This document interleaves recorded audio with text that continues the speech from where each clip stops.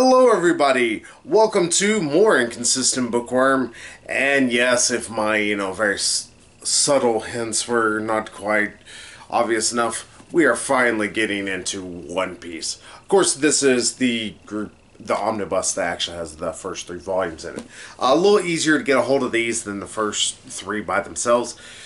Cheaper, and also a little bit easier way, I think, to get into a series that's as long running as One Piece, considering right now it has nearly 90 volumes, and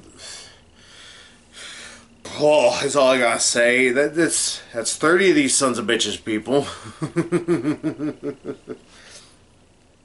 Yeah, not only that, but it's actually really easy to find the first volume and not the next two. So it's like, well, that's a problem. Especially considering one particular issue with this series that I'm going to get into later. So I really have to break down and say whether or not if One Piece is worth it.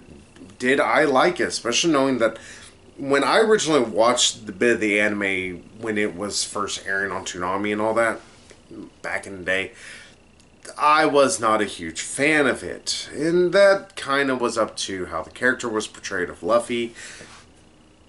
Some of, the other stuff they did, and maybe just because the overall art style is,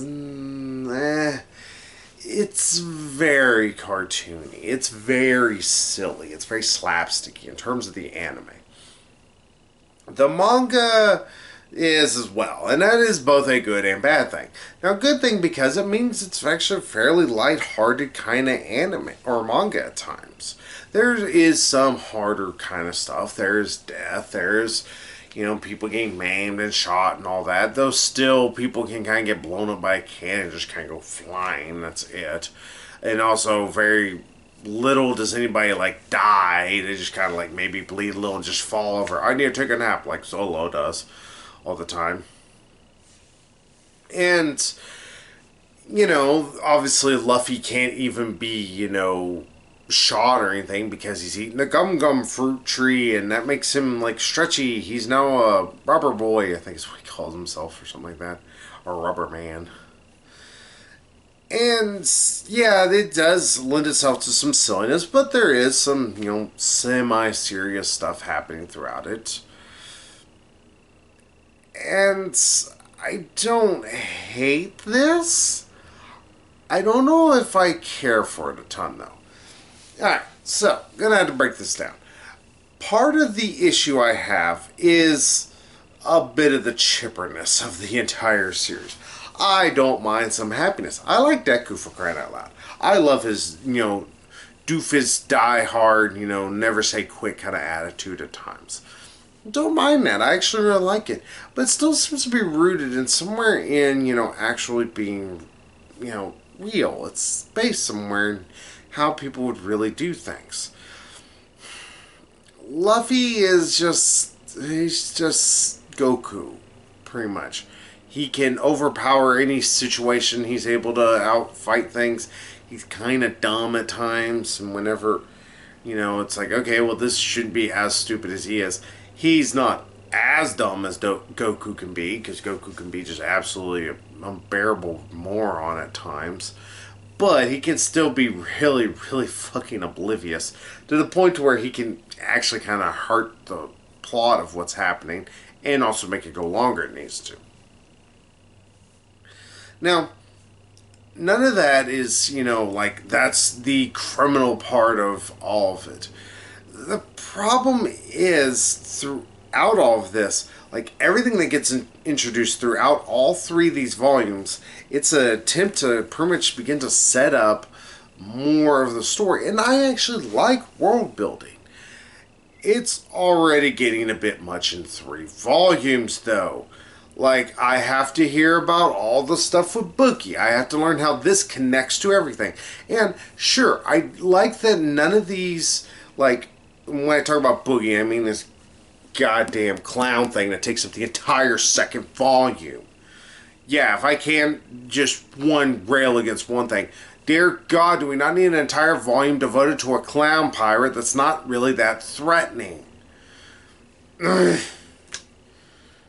It's so aggravating after a while, that stupid clown. It's just like they have to figure out a way to make him a little bit more dangerous. Oh, well, he also ate a fruit from one devil tree or devil fruit, and this one made him able to split into pieces without it hurting or killing him. Okay, and this makes him dangerous for reasons, I guess.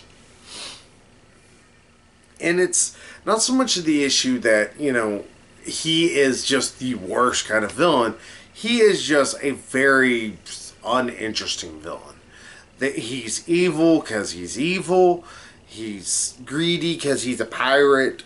Arg, but there are good pirates like Shanks, this other guy who gets introduced early on, who is actually the original guy who it ends up has a connection to Boogie because we have to have everything connect to each other. Oi. That's another issue and that's one of the problems. I don't mind the fact that you don't want all these like side bits to be pretty much side quests. I like that that the author really wants to try and connect all these different and very disparate elements to each other, and that's an interesting idea, and it is a good idea on paper. In execution, what this means is we have a lot of backstory that has to constantly be thrown at you. Like, you can't just have a character be a character and eventually it gets explained, like through some dialogue or through actions or anything like that. No, we have to have an entire flashback to this other sequence that has to show that Boogie did know Shanks and they didn't get along as well as they could, and all this other horseshit. And you have to have this other stuff with this one not pirate robber who she's like, I'm not a pirate, I am a robber. It's a totally different thing. So, okay, one does it on sea, the other one does it on land. I guess that's where you make your connections, lady. Her name is Nami, and she's not interesting really at all. Kudos for making the one female character just completely worthless.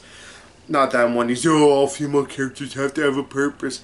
But if she's going to be an important integral part to certain parts of the plot, give her some kind of purpose. Have her have more than just she doesn't like pirates, even though she's totally a pirate. And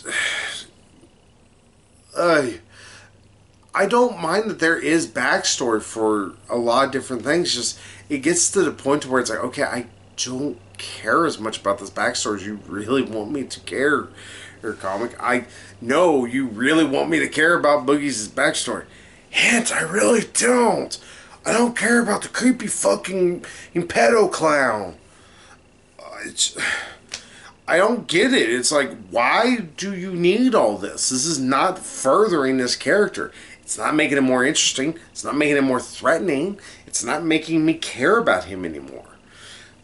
Zolo gets some backstory, but nowhere near as much as the fucking pedo clown who we don't see again for the next volume. Maybe he comes back up again. I don't care if you want to spoil it for me. Whoop-de-doo.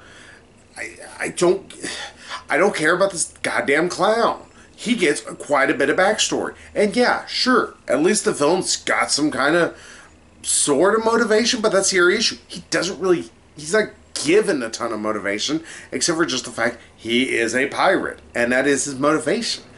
It's basic at best, and on top of that, all this backstory doesn't exactly expand upon the character. It just connects him to one character or through some, tenuous attempts. It doesn't show us like why Bozo the Clown is so much more evil than Shanks actually is, or why Shanks is a good pirate. Hell, I barely remember Shanks' name except for the fact it's mentioned by Boogie a lot once the actual connection between him and Shanks is revealed.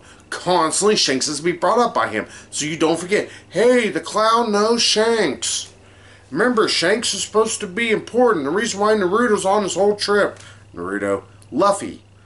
And that's the other issue. It's like, there's a lot of connection between this and Naruto, strange enough.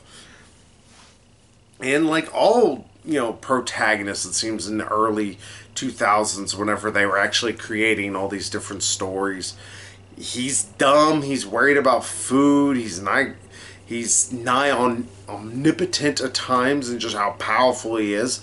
but a lot of times he's able to be defeated because of his own stupidity. And he sometimes does things that doesn't make a lot of sense, but somehow ends up being it's the right move to make because yes, it's just and that's the problem. It's like it's not a terrible manga, and I'm sitting here railing on some of the worst parts of it because the parts that are bad, they're almost unforgivably bad. Like the overemphasis on backstory to try and connect elements of different parts of the actual universe together. The fact that sometimes it's a little too damn silly for its own good. Like this becomes almost more Looney Tune-ish than it actually becomes an actual like manga or any kind of hardcore. Not saying it has to be hardcore, but like it actually has stakes within it, and that's an issue. I realize that there's supposed to be stakes within a lot of what happens here, but unfortunately we just don't get that a lot. We just get a lot of shtick, for lack of a better way to put it. And that kind of hurts it in a lot of regards. And I like Zolo. I think he's a really interesting character. I wish I got more of his actual goddamn backstory. We got a little, and then it's like, okay, well, we're going to get more, so we can figure out how he connects to the rest of the plot. And also, I think the whole thing of him kind of sleeping, it's silly, but at least it kind of works. I mean, sure, it's like a weird Wolverine healing factor. He just needs to take a nap and some of his wounds will heal. But, I'm not too torn up on it. And, of course, I would be remiss from not talking about the third volume here, which features Zolo, who's barely in the damn thing, because it's actually about a guy, his name is Usopp. I believe he's probably going to become a character who's later on more dealing with this because he's kind of a liar and stuff like that, and just the volume kind of ends after he gets brought up and just trails off. It's like, okay, guess we're just going to set up as a big old like cliffhanger here. And I guess the problem is for a high seas adventure, it's just so grounded. There's so little that's taking place on the seas. There's so little actually like sailing and actually plundering or anything like that, and real pirating adventures. There's not a lot of that. Instead, there's a lot of people on the ground fighting or just kind of talking about stuff. And I get it. Luffy's having to build up his crew, and he has to build up a crew that has probably about 428,000 backstories. And by the 30th volume, we're getting really sick and tired of them all. I get that we're supposed to be building up for that. But it's coming at the expense of actually, getting an actual pirate story. And that's the problem. It's like, you can't sell me on a pirate tale and then you don't give me any kind of pirates. And I'm not saying that they have to go around, pillaging, raping women and shit like that. But I would like Luffy to at least realize, what it means to be a pirate. That seems to be so weird that he just thinks a pirate is a person who sails on a boat. It's naive to the point of almost stupidity.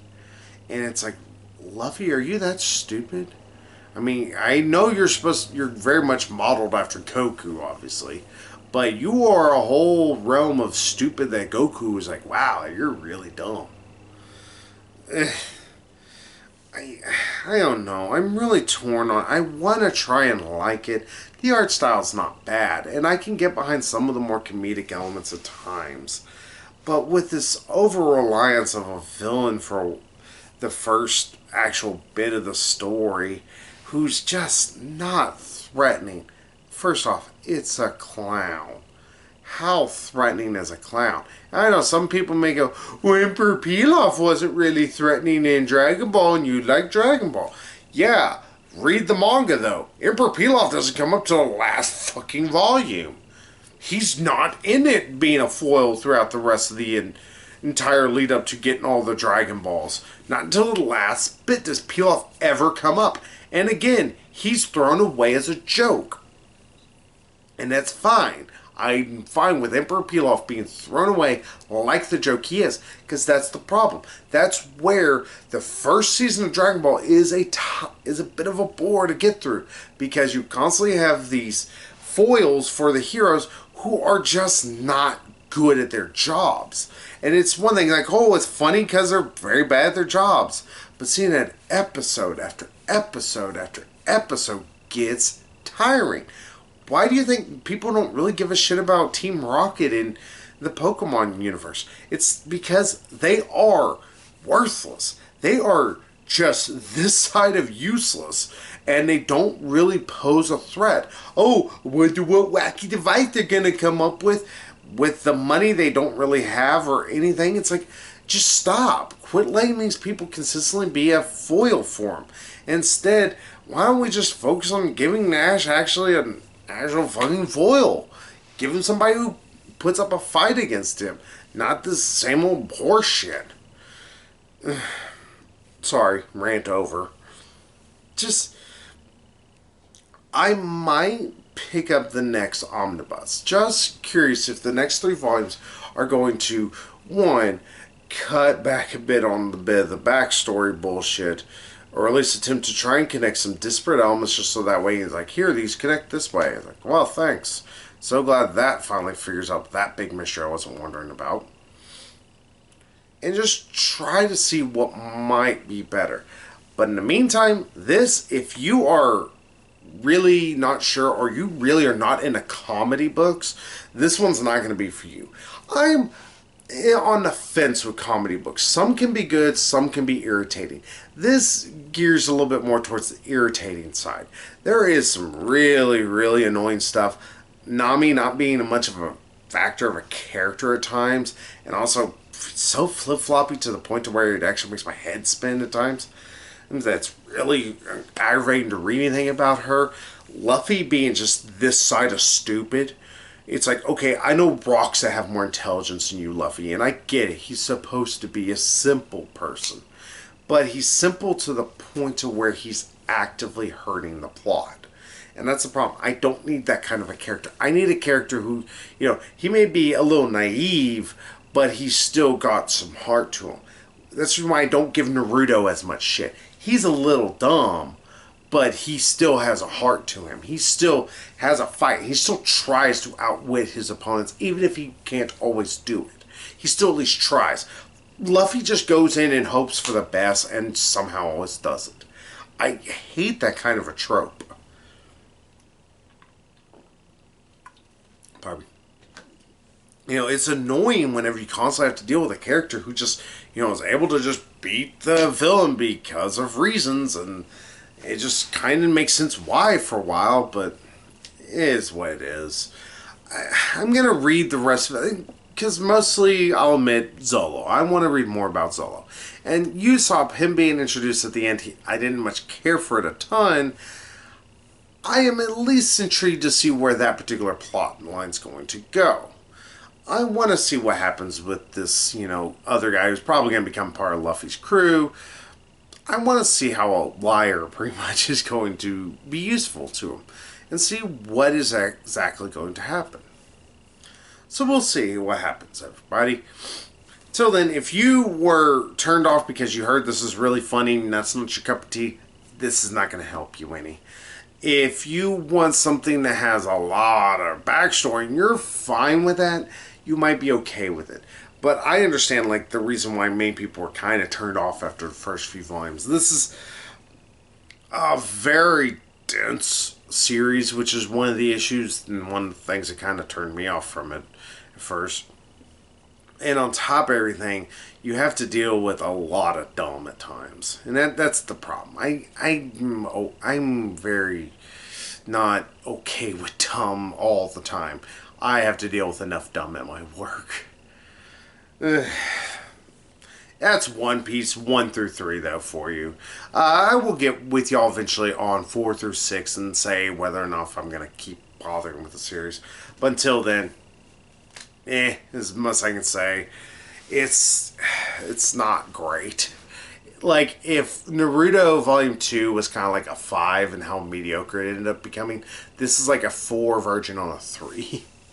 If I can start giving scores for shit. Oh well, but that's my feelings. Let me know what you feel about One Piece. If you loved it or anything like that, let me know. And don't tell me that Zolo finally gets actual real good character development, like in the 40th volume. I'm gonna rip my hair out then. But hey, I will talk with y'all later about something else that I have been needing to get into. Something I kind of actually already mentioned before. So until then, I will see you all later. So bye bye, everybody.